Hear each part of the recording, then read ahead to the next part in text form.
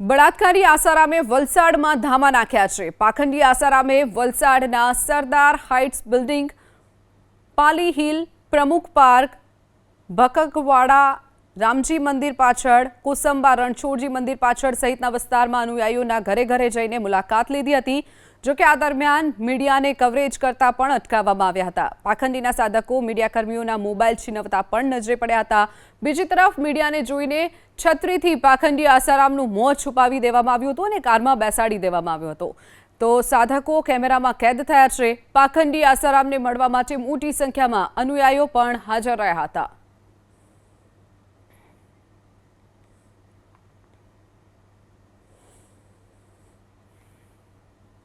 તો પાખંડી આસારામે હવે વલસાડમાં ધામા નાખ્યા છે। બીજી તરફ તેના અનુયાયીઓ પણ મોટી સંખ્યામાં વલસાડ પહોંચ્યા હતા।